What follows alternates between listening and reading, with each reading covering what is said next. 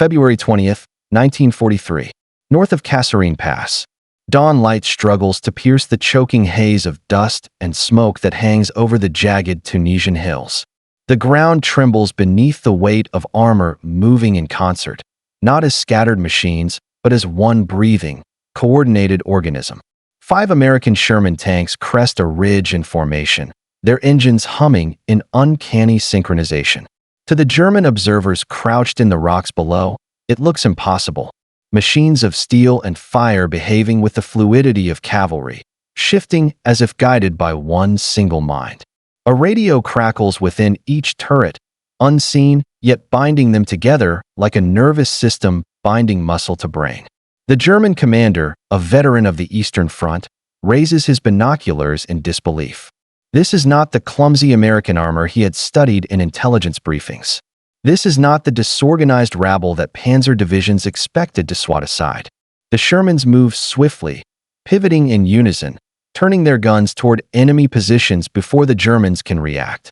Orders echo down American headsets with precision, not shouted over the din of engines, not passed by flag or hand signal, but transmitted invisibly, instantly. A single order is spoken, and 5 turrets turn as one. The Germans answer with fire.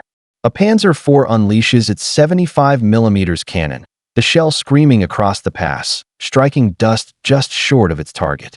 But the Sherman it aimed for has already shifted, guided away by a command given seconds earlier, a voice cutting through static with clarity the Germans cannot imagine.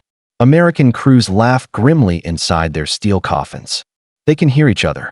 They can maneuver like water around stone. To the Germans, it looks like sorcery. To the Americans, it is simply the crackle of a new kind of war. A corporal in a Sherman lifts his throat mic, speaking in clipped bursts.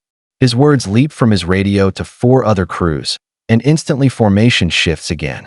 German machine gunners try to suppress the advance, their MG-42s spitting fire into the haze. But the Americans advance, armor weaving and covering each other with mechanical precision. Every burst of fire answered, every flank covered.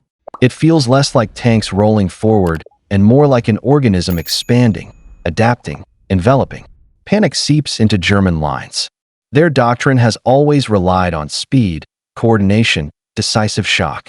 On the Eastern Front, their radios had carried them to victory, allowing panzers to strike faster than Soviet armor could respond. But here in Tunisia, the balance has shifted. German soldiers shout, wave, scramble for orders that come too late. Commanders pound their fists against radios that spit static. In the smoke of Kasserine, the German war machine realizes it faces something new, something it cannot yet understand. The Shermans press forward, their tracks chewing through mud and rock. They fire in staggered rhythm, one tank unleashing a shell while others shift to cover. Explosions blossom along German lines, steel shredding earth, heat warping the morning air. The Americans are not faster than panzers, not thicker in armor, not deadlier in their guns. Yet they move like hunters who know the land, striking in perfect harmony. Their advantage is not one of steel, but of connection. The German commander shouts orders, his voice lost in the roar of engines and gunfire. His signals, relayed through runners and shouted commands, are swallowed by chaos. One of his tanks burns, struck from a flank he never expected. Another retreats in confusion, leaving infantry exposed to Sherman machine guns. German lines fracture, not because they are weak, but because they are blind. They cannot see the invisible web that binds their enemy together. For the Americans, the moment feels surreal. Just months earlier, they had been humiliated in the deserts of North Africa, their inexperience costing lives in battles. But now, with new machines and new tools, they move with a confidence that feels almost supernatural. Their voices carry across distances, guiding them like threads of fate. Inside their cramped turrets, sweat running down faces, and the smell of cordite thick in their lungs, they feel something else too. Power. Not just the power of a gun or an engine, but the power of unity. The battle stretches through the morning, each clash echoing through the ravines. The Germans fight with ferocity, their panzers striking back with precision shots. But every time they think they have pinned down a Sherman, another appears at the flank. Every time they try to regroup, American armor shifts again, as though anticipating their move. The desert air is alive with radio chatter, clipped, calm, relentless. To German ears, only silence. To American ears, the sound of victory being forged. By midday, smoke rises thick from burning wrecks across the pass. German soldiers retreat in scattered groups, some still firing desperately, others simply fleeing the mechanical tide. The Americans halt on the ridge they have taken, their tanks idling in formation, turrets scanning the horizon. Crews catch their breath, hearts pounding, ears still buzzing with the voices that carried them through the fight. They do not yet know the scale of what has happened. They only know they have survived, that today, the Shermans moved like ghosts through German lines. And in Berlin, far away from this dusty battlefield, German intelligence officers will soon puzzle over reports of American armor moving in uncanny coordination. They will scoff, dismiss, question. Surely these were isolated incidents, exaggerated accounts from frightened men. But on the ground, at Kasserine Pass, the truth is written in fire and steel. The Americans have found a weapon not forged in factories, but carried in waves of invisible energy. Radios more advanced than anything the Germans had prepared for. Radios that turned chaos into order, fear into precision, and men into a single, unified war machine. The mystery has only begun to unfold. For the Germans, it is the first whisper of a nightmare they cannot yet comprehend. For the Americans, it is the first proof that their machines, mocked and underestimated, carry within them the power to change the tide of war. The desert is quiet now, except for the crackle of radios and the groan of wounded steel. But the echo of this morning will carry far beyond Tunisia. It will spread across Europe, across the oceans, into the very fabric of modern war. What the Germans saw at Kasserine was not just a battle. It was a revelation. The battlefield had shifted. The rules had changed. And the secret was already humming inside the steel hearts of Sherman tanks. By the spring of 1943, the war had stretched across continents, oceans, and skies, consuming nations in a conflagration unseen in human history. The deserts of North Africa had become a proving ground for armies that would later clash on the fields of Europe. The Kasserine Pass was no isolated skirmish. It was a window into the wider struggle, a moment where technology, doctrine, and sheer human will collided in the dust of Tunisia. And to understand why the Shermans' sudden coordination shocked their enemies so profoundly, one must look at the broader canvas of the war, the doctrines that shaped each army, the expectations forged in blood, and the brutal lessons that had already been learned. By early 1943, the Wehrmacht was a force tempered in fire. It had unleashed blitzkrieg across Poland and France, carved deep wounds into the Soviet Union, and pushed its adversaries to the brink of collapse. German panzer divisions were not merely armored units. They were the spearheads of a doctrine that prized speed, shock, and ruthless precision. To German commanders, tanks were not solitary beasts of war. They were packs of predators, guided by radios that knit them into a hunting force. Coordination was everything. The Panzerwaffe's success came not from the thickness of its armor or the sheer size of its guns, but from the ability to strike with unity before the enemy could react. On the other side, the Americans had entered the war late. Their first clashes in North Africa had revealed inexperience, poor coordination, and a dangerous underestimation of their foe. At Kasserine in February 1943, American forces had suffered humiliating defeats at the hands of Erwin Rommel, the Desert Fox. German veterans had dismissed the Americans as amateurs, brave, perhaps, but clumsy, lacking the hardened edge forged on the Eastern Front. To the Wehrmacht, American tanks were mere machines, inferior copies of superior German designs, crewed by men unready for the brutal calculus of modern war. Yet beneath the surface, the Americans were learning fast. Each defeat became a lesson, each disaster a catalyst for adaptation. American industry, vast and relentless, churned out weapons at a scale Germany could scarcely match. But numbers alone would not win the war. The Americans needed doctrine, cohesion, and above all, a way to transform their mechanical mass into a weapon greater than the sum of its parts. That transformation began with radios. The U.S. Army had invested heavily in communication technology before the war, often overlooked by those who judged only the steel of armor or the bore of a gun. Engineers in Chicago and Detroit worked quietly, designing frequency modulation sets that cut through static, carrying voices with clarity even in the chaos of battle. Unlike German sets, which were limited, prone to interference, and often reserved for commanders, American radios were designed to be universal. Every Sherman, every tank, every armored crew bound together by an invisible web of voice and signal. The contrast in doctrine could not have been more stark. German panzer divisions were masters of communication, but their system was hierarchical. Orders flowed downward, and the loss of a commander often meant paralysis. American doctrine, however, emphasized flexibility. Every tank could talk to every other. A corporal could call a maneuver as swiftly as a captain. Leadership was not concentrated in one voice, but distributed across an entire formation. To the Germans, this was chaos. To the Americans, it became fluidity, a battlefield orchestra where every instrument could hear the others, adapting in real time. The stage for this clash of doctrines was North Africa itself, a theater of extremes, where scorching days turned into freezing nights, where dust clogged engines and supply lines stretched across unforgiving deserts.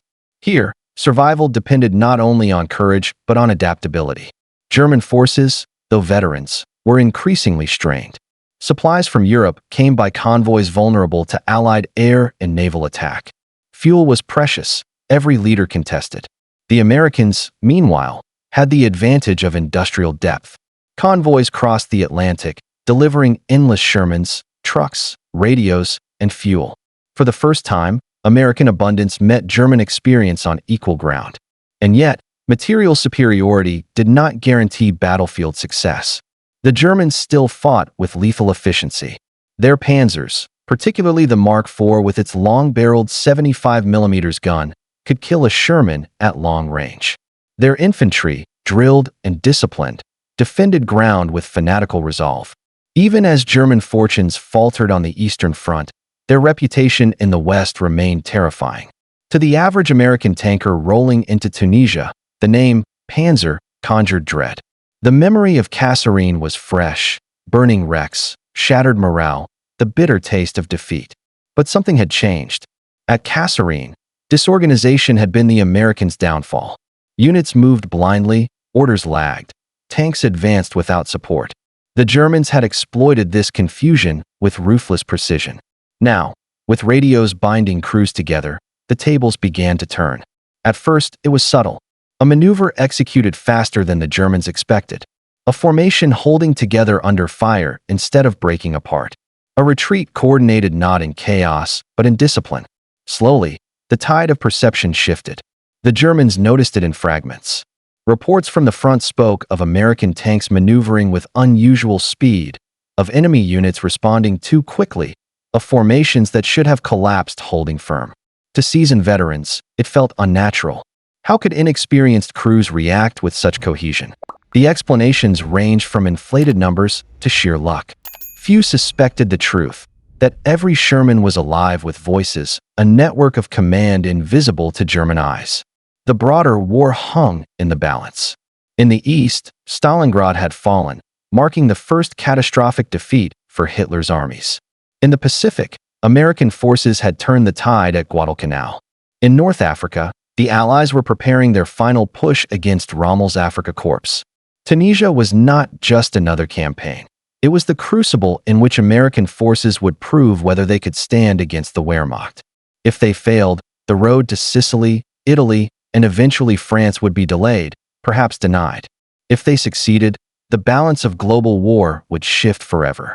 Against this backdrop, the Sherman tank, mocked as undergunned and underarmored, carried a secret advantage.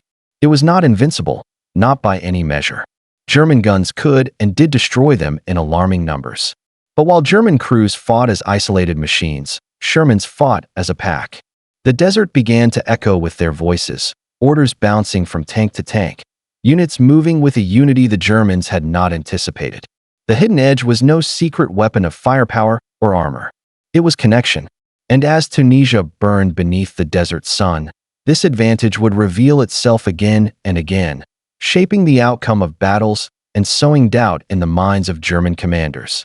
The Americans were no longer the disorganized amateurs of Kasserine. They were something new, something dangerous. And at the heart of it all was the hum of radios, the crackle of a frequency the Germans could not match. March 23, 1943. The Battle of El Guetter has begun. The Tunisian sun glares over the jagged ridges as American tanks rumble into position, their crews tense, their throats dry with anticipation. Across the valley, German panzers advance with the precision of predators. To the Germans, this battle seems routine, another chance to smash inexperienced American armor and prove that the lessons of Kasserine were not yet learned. But within the American ranks, something hums beneath the noise of engines and guns. It is not the growl of a Sherman's radial engine, nor the clatter of tracks grinding over rock. It is the constant, steady crackle of radio chatter, invisible yet binding. German commanders squint through binoculars, watching as Shermans shift into formation. At first, it looks like accident, random movements in the dust. But then the pattern emerges. Tanks wheel together, guns adjust in unison, positions reinforce with uncanny timing. The Germans exchange puzzled glances. This is not how American tanks are supposed to fight. They should be disorganized, slow to react, sluggish in coordination. Yet here, before their eyes, an entire armored column moves as though directed by a single brain. The hidden advantage is revealed: radios. Not the fragile, crackling sets that the Germans know from their own vehicles. Not the easily jammed signals of the Eastern Front. These are different.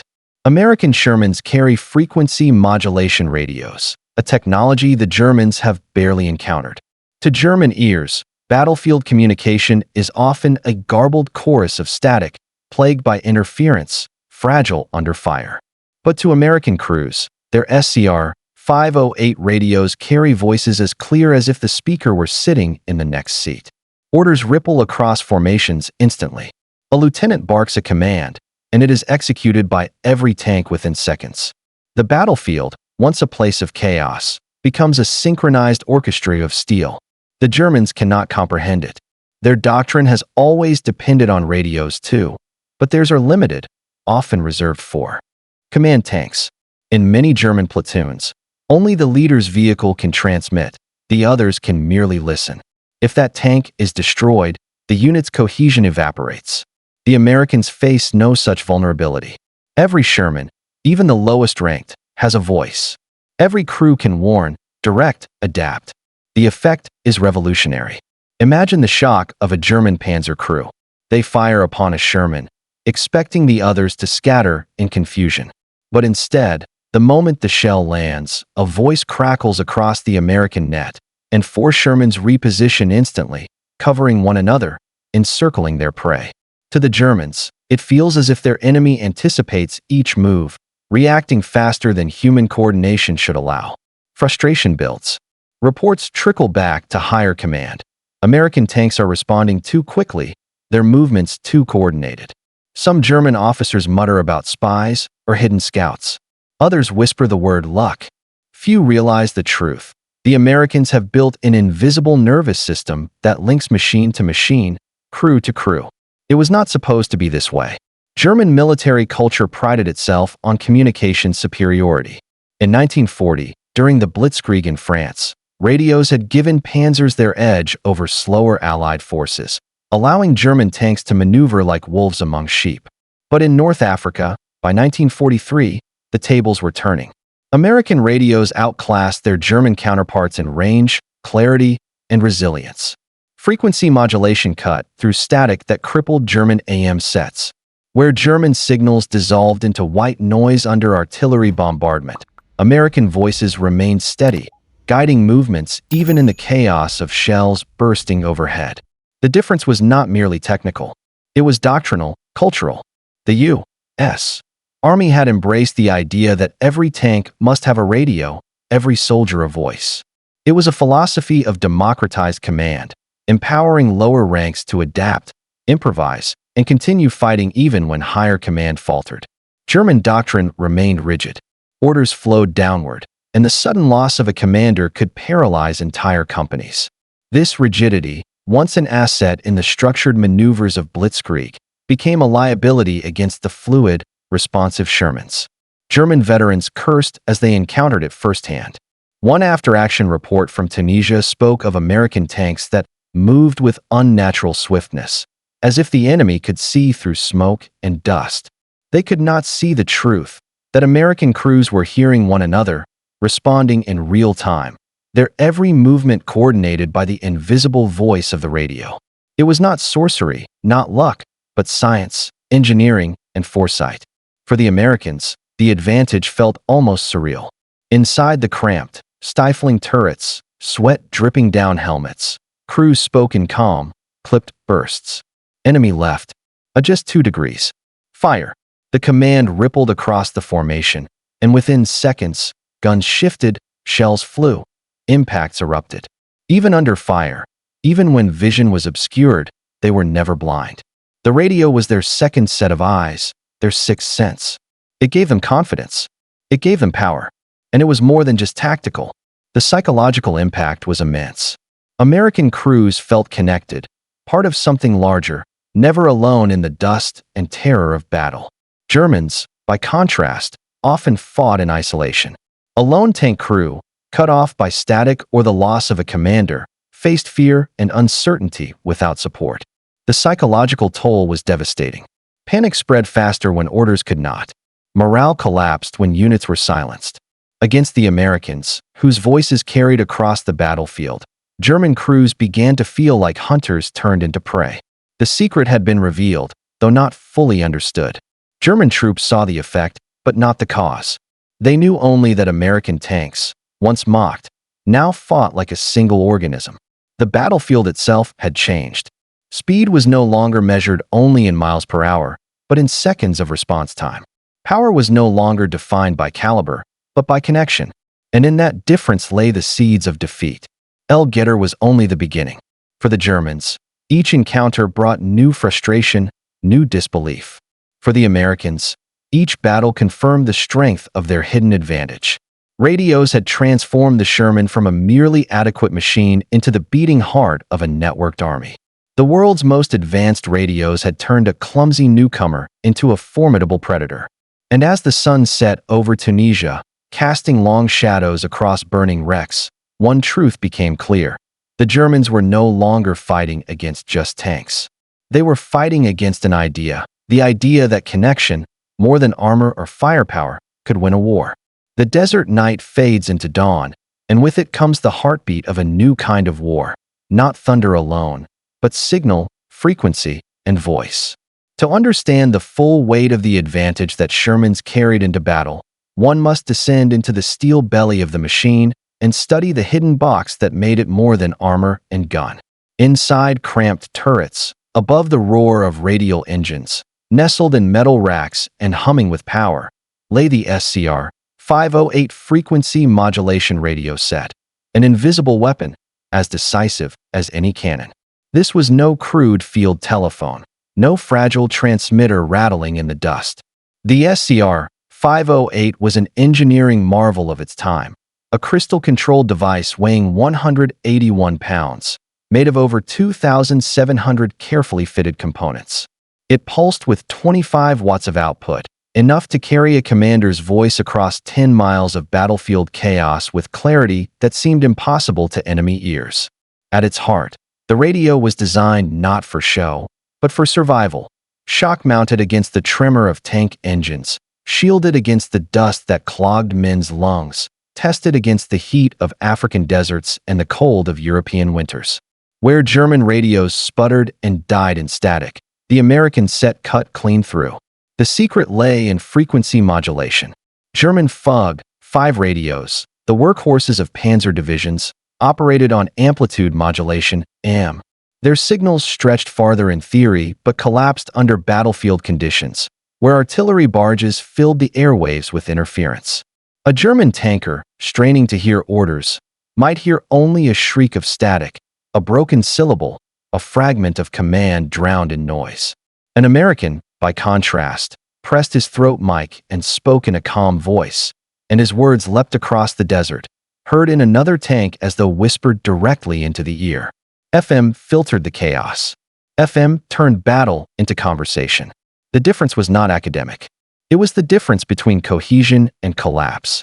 In one corner of the battlefield, a German platoon falters when its lead tank is destroyed, leaving 3 vehicles blind and uncertain.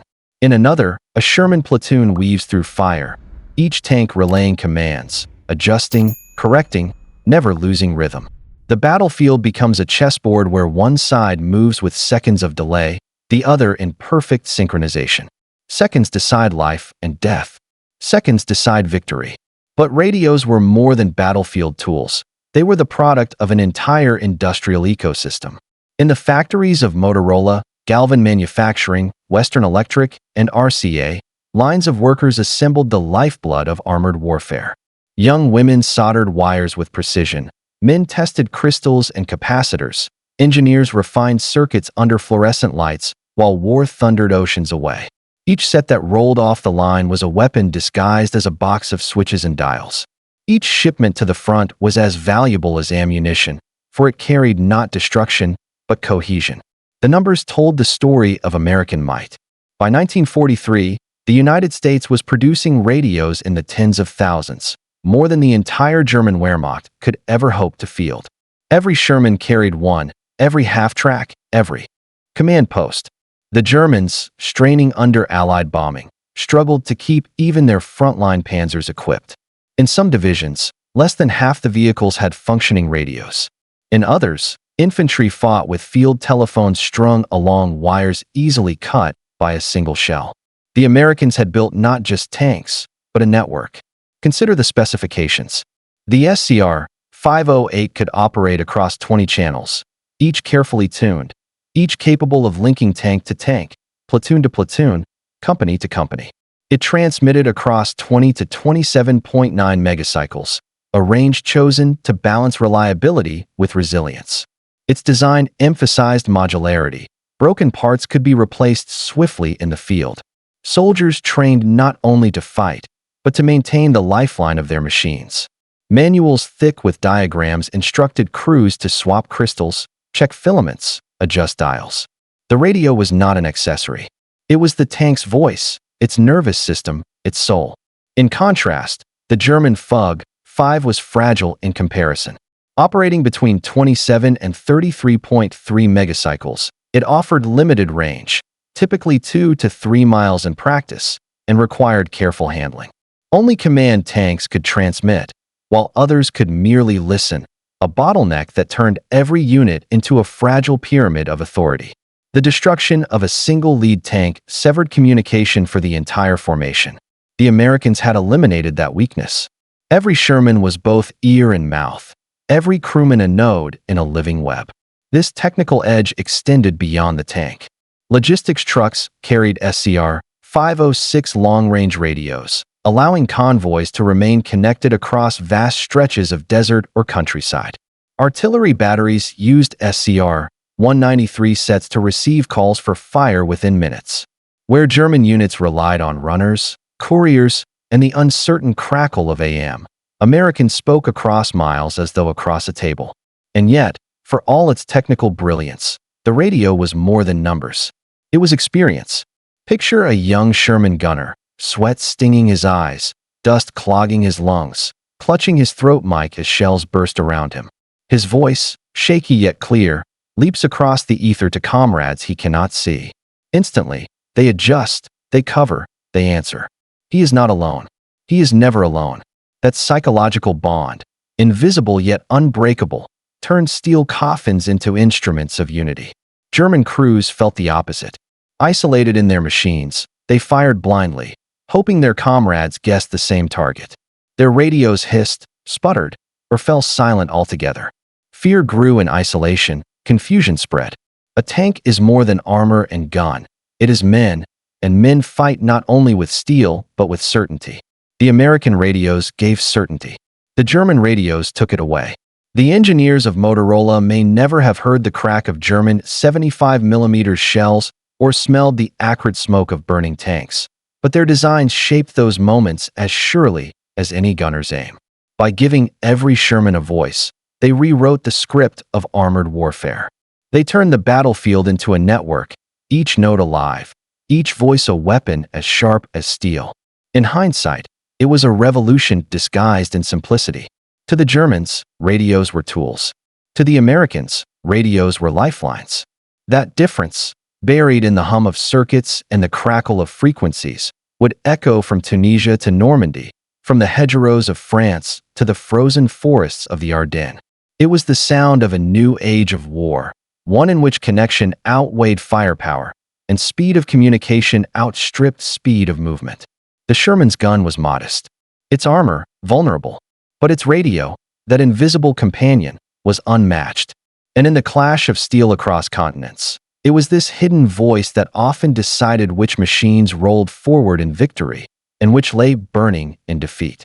September 19, 1944. Lorraine, France. A dawn mist clings to the fields around the village of Arracourt, muffling sound, veiling movement. Out of the haze emerged the dark silhouettes of German Panthers, their long 75mm guns jutting like spears. 39 in total, hardened veterans of the Eastern Front, steel beasts designed to crush anything in their path. They move with the confidence of predators, certain that their armor and firepower will tear through the Americans ahead. Across the valley, Shermans lie in wait. They are fewer, lighter, vulnerable in direct combat. Their guns struggle against the thick frontal armor of the Panthers. Yet, as the fog shifts and battle begins, something extraordinary happens. The Americans do not scatter. They do not fight as isolated machines. They vanish, reappear, maneuver as though guided by a ghostly hand. Panthers fire, shells screaming through mist, but the Shermans are no longer there. They've shifted, communicated, adapted, each move relayed by the crackle of unseen radios. The first clash is brutal. A Panther spots movement and unleashes fire, its shell punching through a Sherman's hull. Flames erupt, crew scrambling out. But before the Panther can reposition, 3 Shermans speak through their radios, flanking, striking from the side where armor is weakest. Their 75mm rounds, usually ineffective from the front, smash into the Panther's flank. The German machine, mighty and confident, explodes in fire. Reports from the German side speak of confusion. In the haze of Arracourt, they describe American tanks appearing from nowhere, striking, disappearing, then striking again. To them, it is inexplicable.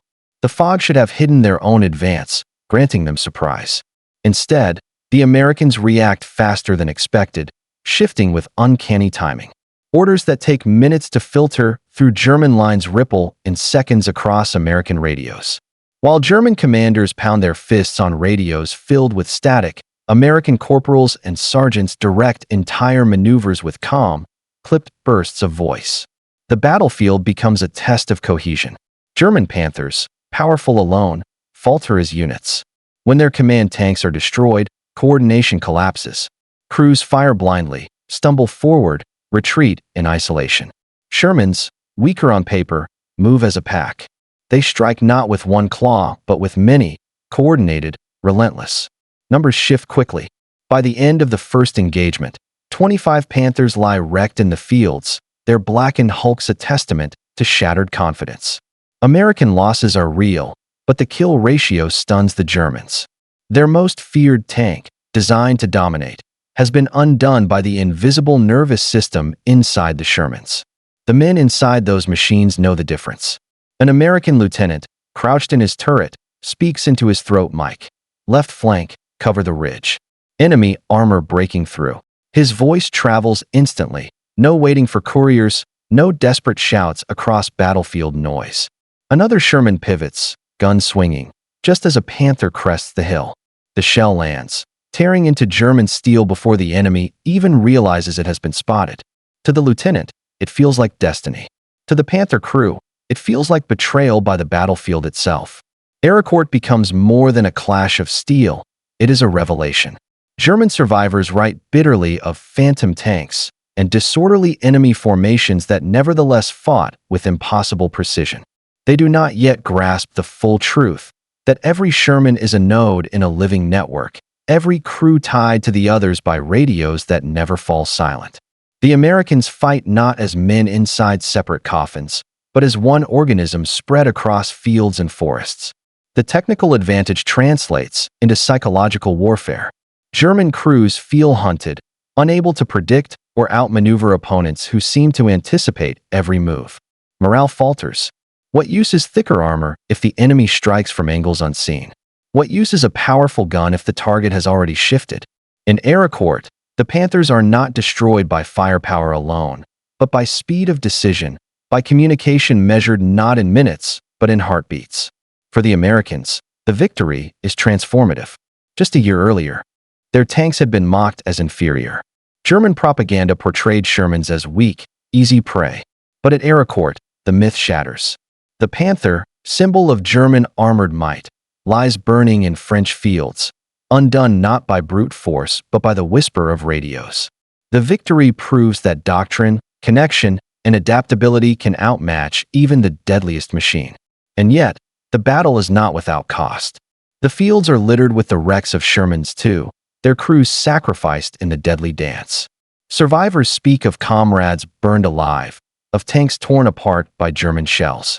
But even in grief, there is recognition. Their losses are not in vain.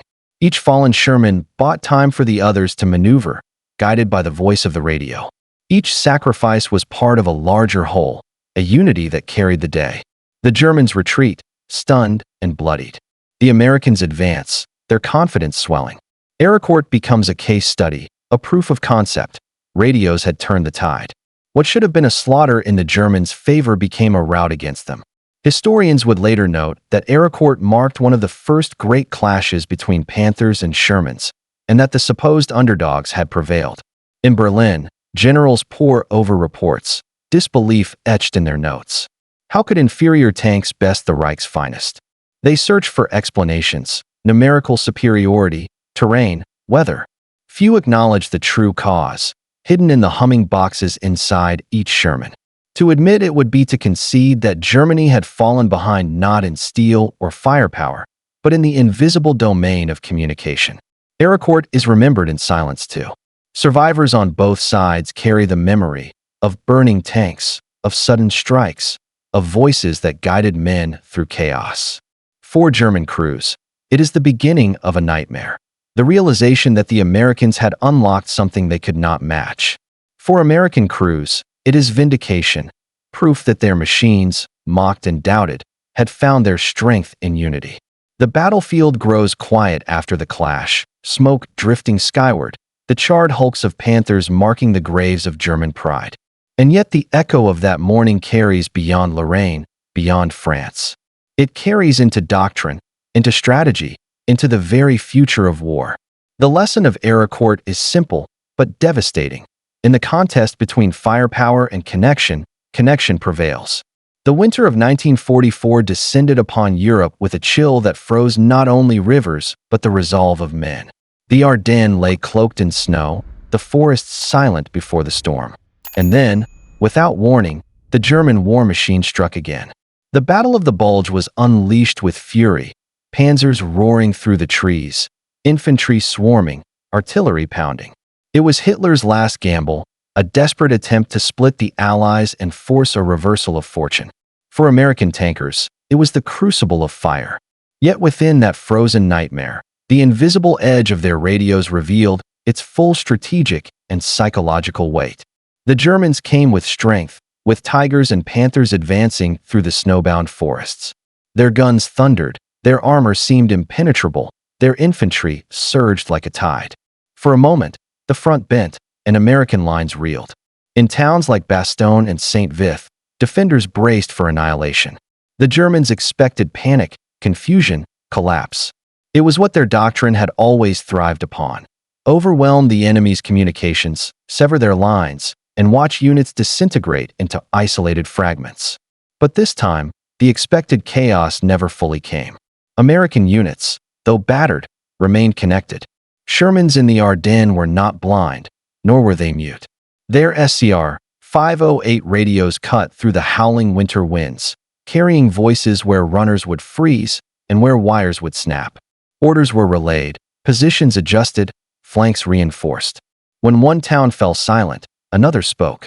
When one commander was cut down, a sergeant's voice filled the void, instantly linking to the rest. The network held. And because it held, the line did not break. The Germans, by contrast, found themselves strangled by their own silence. Their radios, limited in distribution and clarity, faltered in the snow-laden forests. Panthers and Tigers advanced with power, but without cohesion. Destroy a command tank, and the formation behind it lost guidance. Knock out a single thug, 5 set, and the air fell to static. In the frozen woods, where visibility was near zero, the isolation was deadly.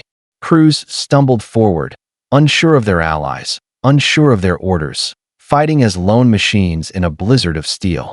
The psychological difference was profound. American tankers, terrified as shells slammed into their ranks, still heard the calm crackle of voices in their ears. Hold this ridge. Reinforcements are moving up. Cover your right. Those words, simple yet steady, carried strength. In the bleakest hours, connection was survival. Fear was met not with silence, but with reassurance.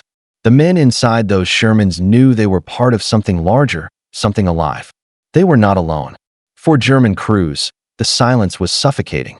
A Tiger crew, cut off after their commander's tank was destroyed, might sit in the snow with engines idling, listening to nothing but static. Anxiety gnawed. Were comrades still alive?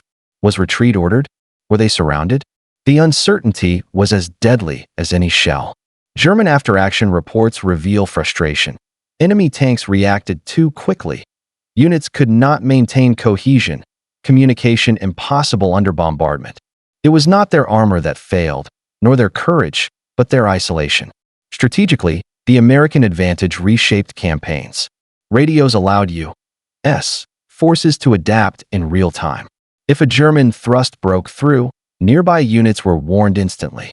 If a flank weakened, reserves were called before disaster struck. Coordination of artillery became near instantaneous. In the Ardennes, American artillery, guided by radio calls, turned towns into fortresses. German units found themselves under withering barges within minutes of being spotted. The battlefield became not just a clash of tanks, but a contest of voices, and the American voices were always clearer, faster, relentless. This advantage extended beyond the battlefield. In planning rooms, radios linked commanders to the front in ways that stunned the Germans. The Wehrmacht still relied on couriers and wires vulnerable to disruption. The Americans lived in a web.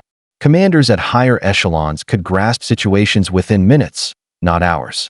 They could shift reserves, redirect armor, call in airstrikes, all with a speed that German staffs could not fathom. The war was no longer about who fired first, but about who knew first. And knowledge was power. The psychological toll grew with each clash. German soldiers, veterans of early blitzkrieg triumphs, had once believed in their own superiority of coordination. But now, in Normandy's hedgerows, in Lorraine's fields, in the Ardennes forests, they saw Americans moving with impossible fluidity. Their morale, once iron, began to crack. They muttered of American luck, of spies, of trickery. Some even whispered of witchcraft. Few admitted the truth, that radios, humble boxes of circuits and crystals, had undone their doctrine. For the Americans, radios became more than equipment. They became symbols of trust. Tankers spoke of their radios as lifelines, treating them with care equal to their guns. Crews would strip a Sherman of armor before abandoning its radio set, knowing its value. Infantrymen clung to walkie-talkies, calling artillery that shattered German counterattacks. Connection became culture, woven into the fabric of American operations. This was the hidden revolution. The Sherman was not the best tank on paper.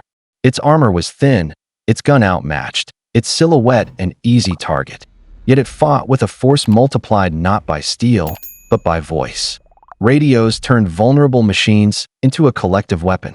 They turned defeat into resilience, chaos into order. They made strategy flexible, made tactics fluid, made morale unbreakable. The Germans never fully recovered from this imbalance. They had better tanks, better guns, sometimes better crews. But they fought alone. The Americans, with their radios, fought together. And together, they overwhelmed. Strategic advantage was no longer measured by calibers and armor thickness. It was measured in clarity of speech, in speed of response, in the calm of a sergeant's voice guiding men through hell. As the Ardennes campaign dragged on, German momentum bled away. Panthers and tigers, fearsome and mighty, lay burning in the snow beside Shermans that had fought as one. The bulge shrank, and with it, the last German hope of turning the war. Radios had not won the battle alone, but without them, the Americans may not have held. Connection had tipped the scales, and as spring approached, one truth solidified across the Allied ranks. In modern war, unity was the ultimate weapon. Steel could be broken, armor could be pierced, but voices carried strength no shell could silence. Radios had given the Americans not just victory, but resilience, the power to endure, adapt, and strike back. The guns fell silent in May 1945, but the echoes of radio chatter still lingered in the minds of those who had fought. Across Europe lay the wrecks of Panzers and Shermans alike, burned out hulks rusting in fields and forests. Yet the legacy of those battles was not written solely in steel. It was written in the invisible threads of frequency that had bound men together, in the unseen nervous system that had transformed American armor into a living organism. German generals, once confident in their technological superiority, were forced to reckon with a sobering truth. They had built tanks with thicker armor and longer guns, but the Americans had built tanks that talked to one another. Field Marshal Wilhelm Keitel would later remark bitterly that, "We built better tanks, but you built tanks that worked together." His words were not resignation alone, but acknowledgement of a lesson that would reverberate through decades of military thought. The Sherman's hidden edge, its radios, had rewritten the grammar of modern warfare. It was no longer enough to possess a weapon of great power. The weapon had to be part of a greater system, connected, flexible, alive. In the aftermath of the war, the Allies dissected their victories and studied their failures. For American commanders, one lesson stood above all. Communication was not a supplement to strategy, it was strategy. Radios had turned chaos into order at Kasserine.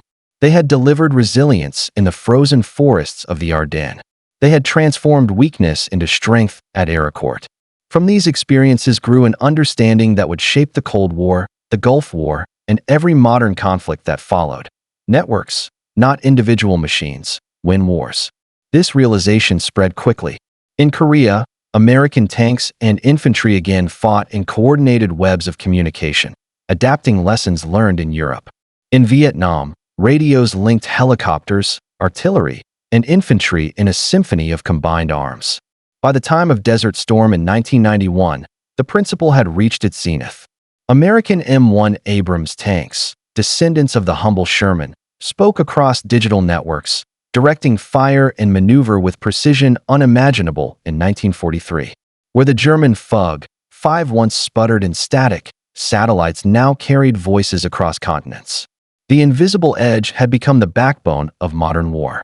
Yet beyond doctrine and technology, there was something more enduring. The human bond radios had forged. Veterans spoke of the voices that carried them through battle. The calm order of a commander, the warning shout of a comrade, the reassurance that someone, somewhere, was still alive. For families who received folded flags, those voices became ghostly memories, lingering reminders that their sons had not died alone. For survivors, the crackle of a radio would forever carry the echo of comrades lost and victories won.